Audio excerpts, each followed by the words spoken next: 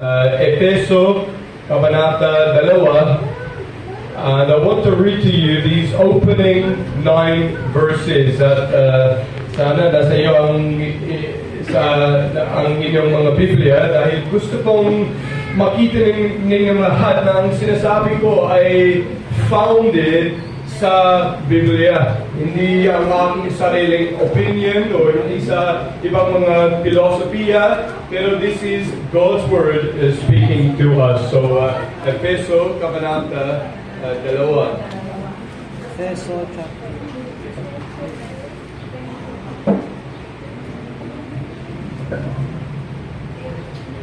It says here in the English version, and you, that is Jesus Christ, He made alive, who were dead in trespasses and sins in which you once walked, according to the course of the world, according to the prince of the power of the air, the spirit who now works in the sons of disobedience, among whom we all once walked, conducting ourselves in the lusts of our flesh, fulfilling the desires of the flesh and of the mind, and were by nature children of wrath, just as the others.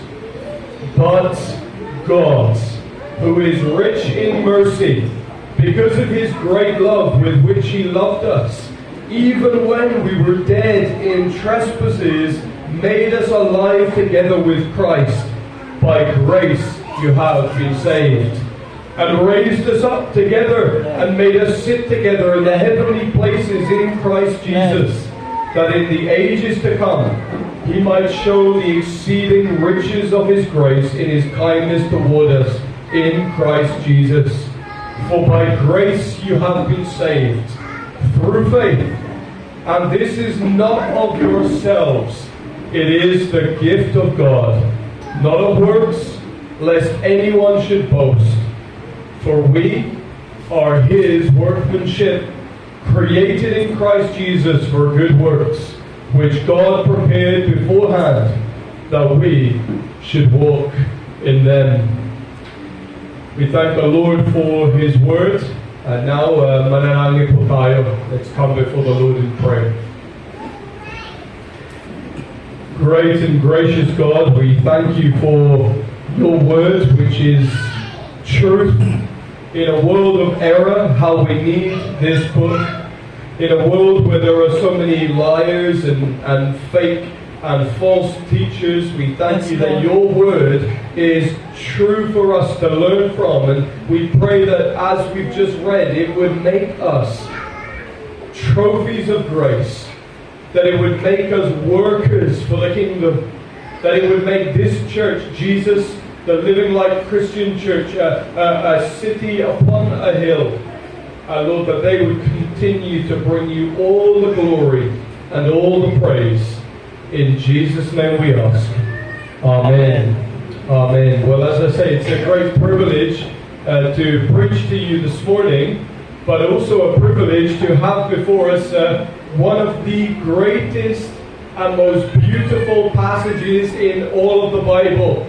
Efeso 2 verses 1 to 9. At sa text na ito, meron tayo ang issue ng buhay at kamatayan. Buhay at kamatayan. Si Jesus ay tunay na namatay, pero kung ito lang ang katapusan ng Ebanghelyo, ito ang hindi isang mabuting balita. Sapagkat kamatayan ang pinagtapusan nito. Subalit, hindi sa kamatayan natapos ang mabuting balita. Ito ang kaibahan ng ating daladalang mensahe. Ito ang kagandahan ng ating pananampalataya, na ang ating pinaglilikuran ay ang Kristong nabuhay. Jesus is alive. And as we come closer to what is sometimes called Holy Week, we need to glory in the reality of Jesus' resurrection. The resurrection of Jesus Christ is the foundation for the church today. Amen. And so we need to learn from this passage. Subalit, ang katotohanan na ito, this is not just something that happened to Jesus. it was not just Jesus who raised, but it happens to every Christian as well.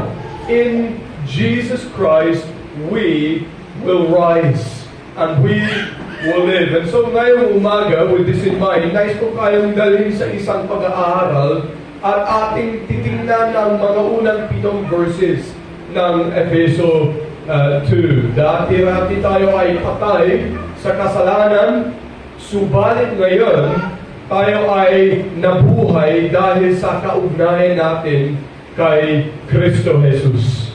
Yan ang Ebanghelyo.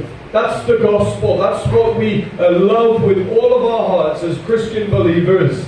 That we were dead, but in Jesus Christ and si Kristo lamang, we are saved. Sa Diyos lamang ang kaluwalhatian. But there are many amazing stories that you can read today, rescue missions that happen throughout history. Maybe you know some of those stories. Maybe it's a sailor and he's out at sea and he gets rescued by the Coast Guard. Or maybe there are miners trapped underground and they get rescued from the darkness. Or maybe there are explorers exploring the North Pole and they get rescued from the cold. We are fascinated, aren't we, by these stories of men and women who were caught in difficult situations when conditions seemed hopeless, and yet they are saved, they are set free, and they now live to tell the tale. Well, mga kaibigan, kung ikaw ay isang mananampalataya, ikaw ay nakaranas ng dakilang rescue mission of all time, unparalleled. Compared to all the stories that you can read about in the world, the rescue of a sinner from his sin by Jesus Christ is the greatest rescue mission of all. Dahil sa inyong ugnayan kay Kristo, ikaw ay napalaya sa pagkakaalipin ng kasalanan. Ikaw ay inaalis mula sa kadiliman tungo sa liwanag, mula sa dakong libingan tungo sa kaluwalhatian. Ito ang nakasaad sa opening verses ng Efeso 2. Notice something with me. Ito ay may dalawang bahagi. Dalawang bahagi dito sa Efeso 2. Two divisions, main contrasts. In these opening 7 verses, we find mga katotohanan patungkol sa kalagayan ng tao at ng Diyos. At subalit ang lahat ng mga ito ay nakasentro sa dalawang maliit at yet dalawang importanteng salita dito sa verse 4. Do you notice that? Have a look at verse 4 with me. What does it say? Yung opening verses sa English, but God. Or sa Tagalog, ngunit ang Diyos. Ngunit ang Diyos. These two words sit at the heart and the center of the gospel of Jesus Christ. If it was not for these two words, we would have no hope in this world. And so this is the climax. Ang pinakasentro ng bawat Kristiyano patotoo. Subalit ang Diyos, o ngunit ang Diyos, but God. Ang Diyos ang pinakauna, sentro ng buhay Kristiyano. Hindi ang tao, hindi ikaw, hindi ako, kundi ang Diyos at ang Diyos lamang. Amen. That is the gospel. We don't have much time, so we'll skip over the details and look at the highlights of Ephesians 2. Sa 7 verses dito ay ating makikita ang panorama ng buong kaligtasan. Imagine if I took a photo right now and I did a panorama shot, right? You can see the whole building, 360. Well, what we find dito sa Efeso 2 is a panorama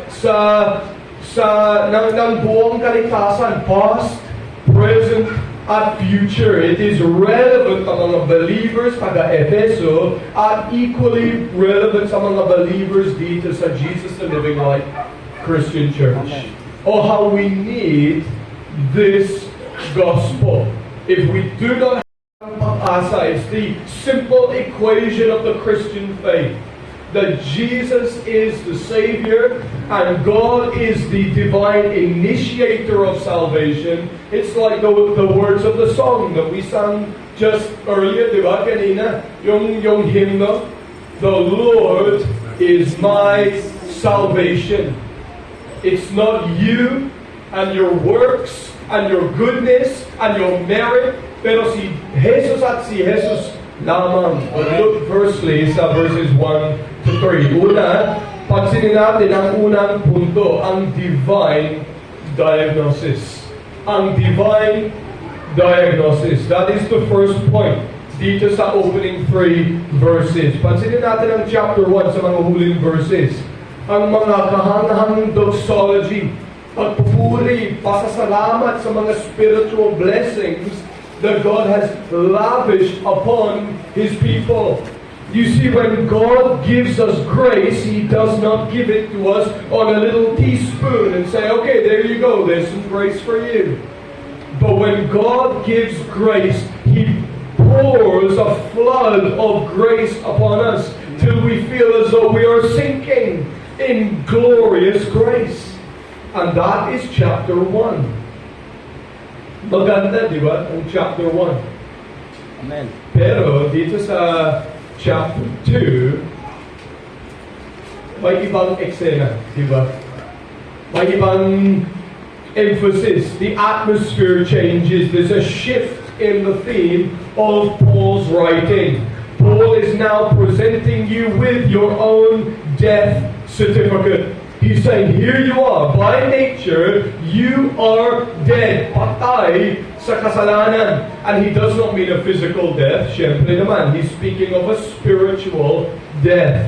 Bunga ng pagkuhulog, pagsuway ng ating unang mga magulang, sina Adam at Eva, sa Garden of Eden, nang dayain sila ng Diablo na hindi sila mamatay, pero dahil sila ay nakinig sa tukso ng Diablo at hindi sila tumalima sa utos ng Diyos, biglang nahiwalay ang tao sa Diyos.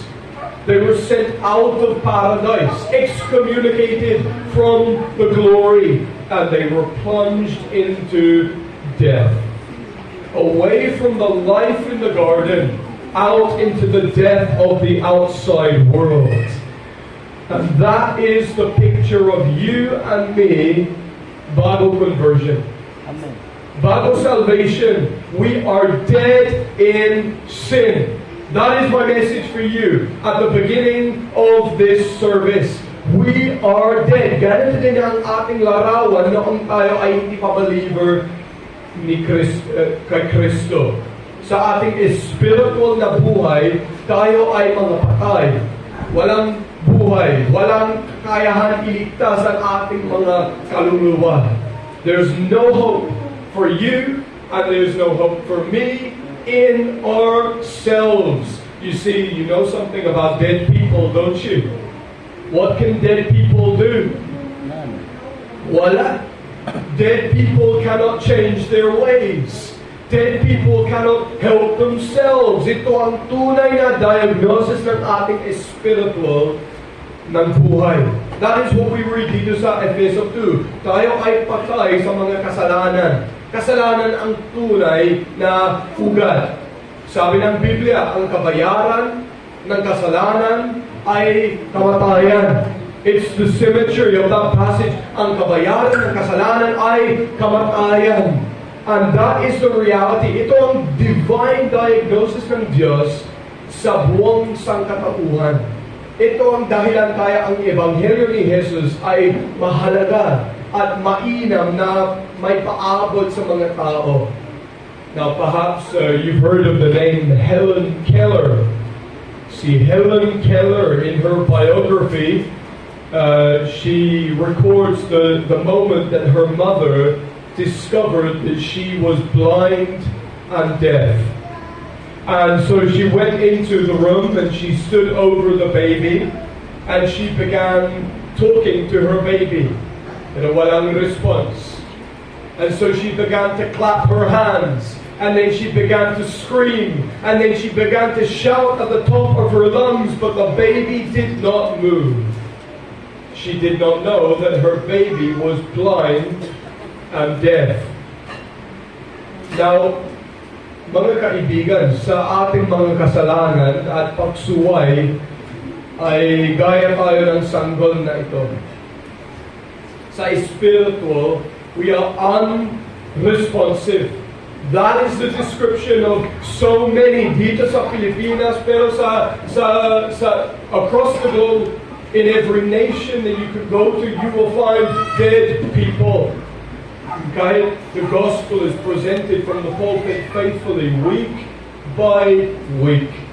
Many people are blind and deaf to the message of Jesus Christ. Maliban ang mabisang pakilos ng banal na Espiritu ng Diyos sa puso at isip ng isang makasalanan, we are dead. At mga kaibigan, if humanity is confronted with this truth of the human condition, ang problema ng anong pinaka-problema sa tao? Ang problema ng ating mga puso ay ang puso ng ang puso ng problema ay ang problema ng ating mga puso. Right? That's the problem. Sorry, mahirap ang Tagalog. Mas madali sa English. Ang puso ng problema ay ang problema sa ating mga puso. Right? We are the problem. And we are blind and we're deaf and we're dead to the gospel. And yet, what do we hear in this gospel message?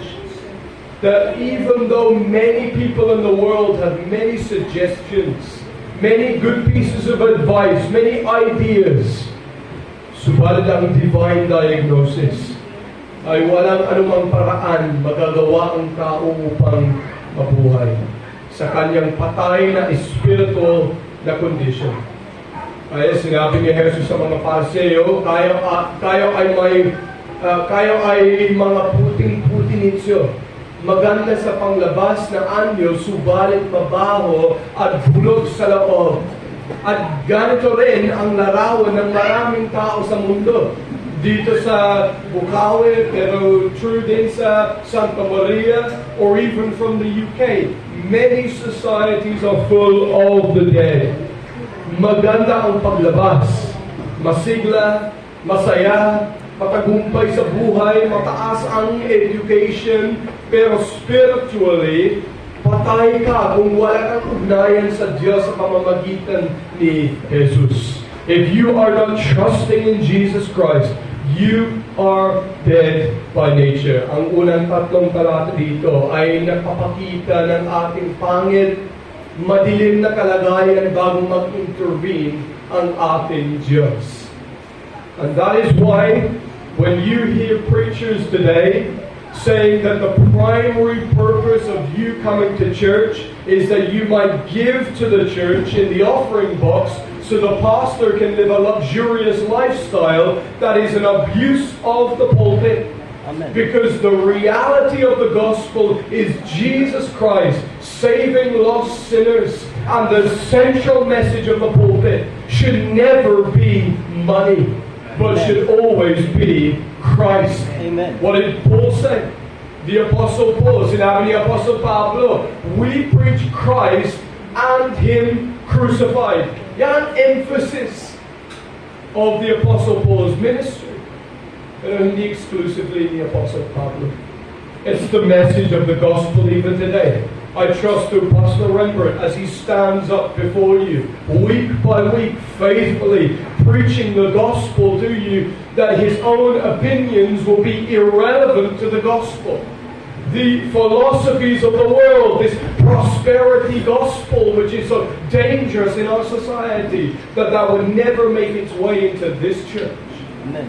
But that the gospel of God, this bad news of sin, would be the first message on the lips of the pastor. You are dead in sin. Ganito ang larawan ng maraming tao sa mundo, pero this is the reality of the church even today by nature. At ang unang tatlong talata dito ay nagpapakita ng ating pangit, madilim na kalagayan bago mag-intervene ng ating Diyos.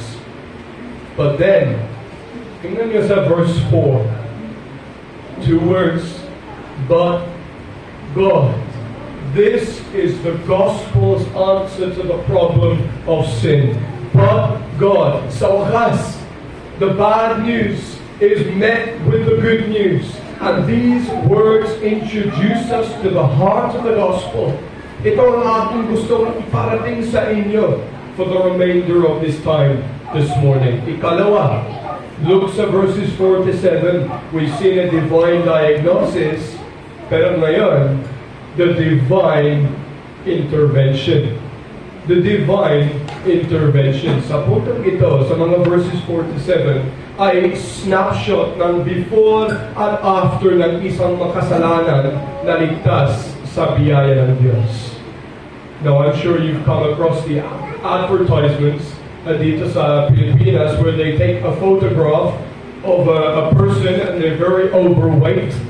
They've been eating too much food, mataba na sila, and yet 6 months later, after trying this amazing product, now they have lost 25 kilos. Right? You've seen the before and after shot. Well, the Apostle Paul dito sa Ephesians 2, he's giving us a before and after shot. And it's not a minor fix. Hindi minor, pero major. This is a man or a woman who was dead, but now is alive again. The old has passed away, and the new has come. Bakit? Because of man's religion? Because of man's efforts? Because of man's solution? No, friends, if you ever hear a gospel which says that you are partly responsible for your salvation, that is a false gospel. 99% just, 1% me, that is a false gospel. Amen. The gospel is 100% the work of the Lord. Salvation is of the Lord.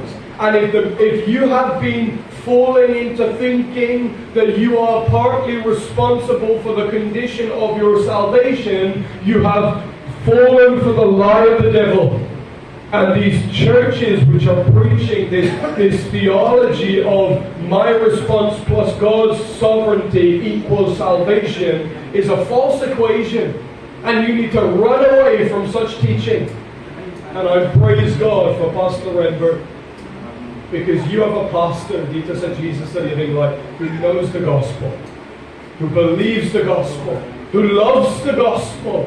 Why? Because he knows that he is not here today by his own good works, but by the work of Jesus Christ. And that is the message of this passage. See the direction from which our help comes from. But God, ang ating tulong, kasagutan ay mula at galing sa Diyos. Divine intervention. You know, the world today, the world says the hero is found within. The hero is found within. Believe in yourself. You are worth it. And yet the gospel has a very different message. Because the gospel always begins where man ends. As an old preacher once said, or rather what the Bible says, what is impossible with God, with man, is possible with God.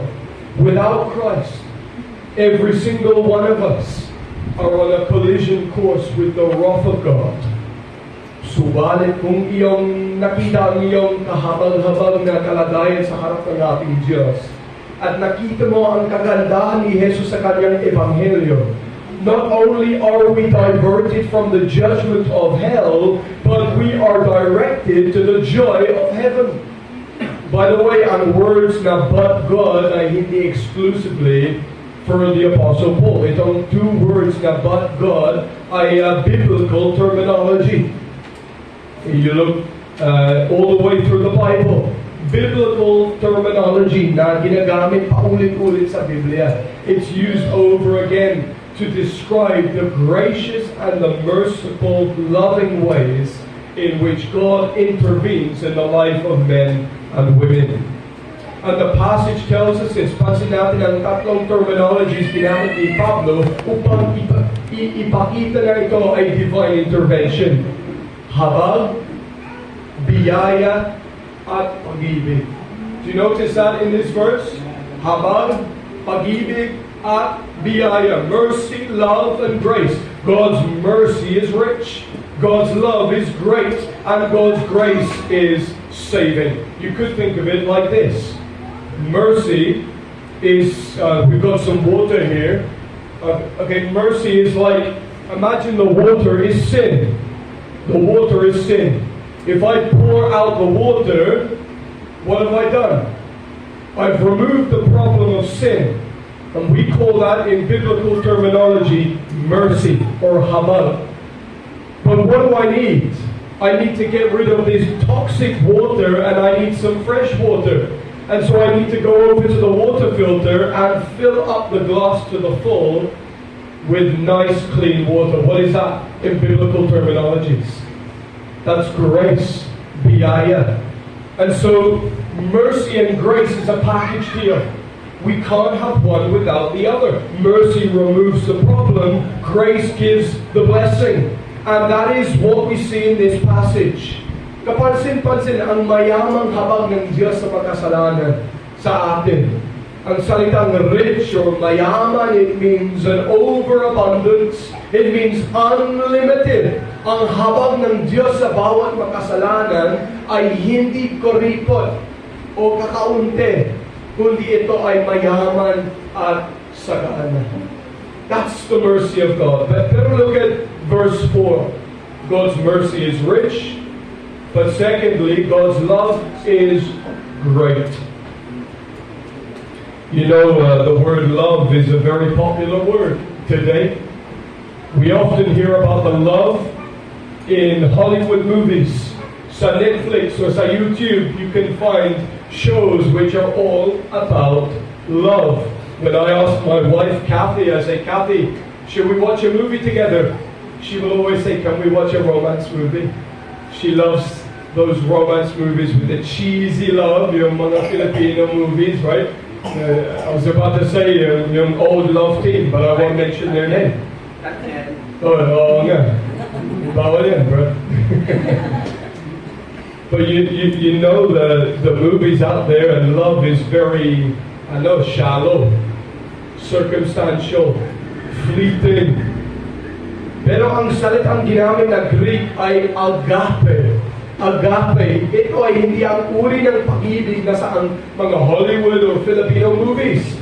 Ito ay ang pag-ibig na hindi nakabatay sa ganda, kaibig-ibig, or good chemistry. Sa katunayan, the one who are being loved are actually undeserving, but even more, we're hell-deserving. You and I, by nature, we're not just undeserving, but we're hell-deserving. Ito ang dahilan kung bakit sa huling bahagi ng chapter 3 ay nasambit ni Pablo na ang lawak, ang haba, ang taas, ang lalim ng pag-ibig ni Kristo. It's so great, it's so wonderful, I can't comprehend it. So ang Diyos ang nagbigay buhay at hininga sa isang patay na makasalanan. Ang Diyos ang kumilos at lumapit sa makasalanan upang alisin siya sa mali, makasalanan at madilim na mundo at ilagay sa liwanag at ibilang na mamamayan na ng kalangitan. God is giving us something permanent, something secure, something that does not turn off and on depende sa emotion niya. This is not the God that we serve. But God's mercy is rich. God's love is great. But then end of verse 5, God's grace is saving. God's grace is saving. That's the summary of the Apostle Paul. By grace, you have been saved. Sapagkat dahil sa kakandahang loob ng Diyos, kayo ay naligtas sa pamamagitan ng inyong pananalig kay Kristo. At ang kaligtasang ito'y kaloob ng Diyos. Hindi mula sa inyo. Hindi ito dahil sa inyong mga gawa, kaya walang dapat ipagmalaki ang sinuman. What I want you to know this morning is that when God saves you, He does not leave you in a neutral position, but He gives you the gift of grace. The gift of grace. And it's because of these three acts of God that Paul can say, so verse 5, even when we were dead in trespasses, God made us alive together with Christ. Mga kaibigan, huwag mong pagpaliban ang pagsisi at pagtalikod sa kasalanan. Pero you need to have the testimony of a true believer. A true believer does not say, God improved my life. God has made me feel better about myself. No, a testimony is something that gives all glory to God Himself. I love it when I came in and I saw these five solas of the Bible. Sola Deo Gloria. What is the purpose of the grace and the work of Christ in the life of a sinner? It is so that we might give Him all the glory. And so, do you see the beauty of the gospel this morning? Amen. I was dead, but Jesus made me alive. Kung hindi mo pa nararanasan ang pagkilos at pagliligtas ng Diyos sa iyong buhay, magsumama ka sa Kanya. Manalangin ka at humiling ng Kanyang awa at habag. There must be a but God moment in your life. Not just in the Bible, but you must be able to say, in 2021, I was a walking dead man. I did not know the gospel. But then in 2022, but God broke it. Perhaps through the ministry, the faithful preaching of Pastor Rembert, I was woken up to my need of Jesus Christ and I was saved. You need a but God moment in your life. And so sa aking pagkatapos ng mensahe ito, mayroong isang totong kwento ng isang professor na binigyan ng parangal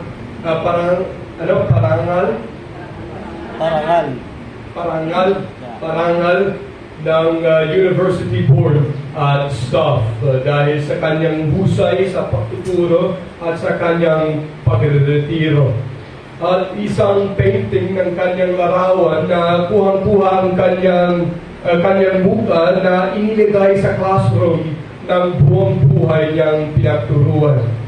At nang oras na upang tumayo ang retired professor, matapos magpasalamat ay nagsabi, sa darating na mga paglipas na henerasyon, kinabibilangan ko, kapag pinagmamasdan ang larawan ito, ang mga taong kabilang sa ibang henerasyon, ang kanilang tatanungin ay hindi kung sino ang nasa larawan, ay kung sino ang pintor na bumuhid sa akin. Sapagkat sadyang napakahusay at ganda ng obrang ito, ang pintor, ang dapat at tunay na pinaparangalan. The artist's work would bring attention to itself. At ganito dapat ang tugon natin sa ating mga kaligtasan. Dahil sa pagkilos ng Diyos, God's mercy which is rich, God's love which is great, God's grace which is saving, we are given these things not so that we become the center of attention and so that people say, oh, ang ganda naman, what a great person is he, what a wonderful person, but so that people say, what a great Savior. And I hope that everyone who comes to Jesus, a Living Light Christian Church, that they do not say, matalino si Pastor Rembert, ang ganda ng preaching niya, but I hope they say, what a great God. Oh, glory to Him. What a wonderful Savior who would use a man like this in order to teach a church like this. Friends, when people ask, who is that person? make sure that you point to Jesus. Make sure that you direct them by saying these two words, but God. Divine intervention to cancel out the divine diagnosis of sin. We were dead in sin, but God has made us alive together with Christ. That is the gospel. Ito ang ebanghelyo. Walang iba. We need this gospel. Simple lang, di ba? We were dead in sin, but in Jesus Christ we can be made alive by His mercy and love and grace. Sa Diyos ang tunay na papuri at karangalan. Amen. Tayo po manalangin. Merciful and loving and gracious God, we thank you for the simple gospel, which does not tell us to try better, but tells us to look to Jesus Christ, the one who has achieved everything at the cross. And so we pray, Lord God, that if we ever hear another gospel which does not tell us the bad news of sin and does not reveal to us the good news of Jesus Christ, Yes, Lord. we pray that we would run away and that we would come to your words. Oh Father, we pray that this church, Jesus Christ Living Light Baptist Christian Church, we pray that this would be a church that not only loves the gospel, not only preaches the gospel, but a church that displays the gospel to the sinful world in which we live. We pray that this destructive prosperity gospel, these destructive false teachers who teach that you are responsible for your salvation, we pray that you would take them away from the pulpit, that you would train them in the scriptures so that they might be used to direct our attention to the great God of heaven. Father, we thank you that salvation is of the Lord. We pray that you would take all the praise and all the glory in Jesus' name. Amen.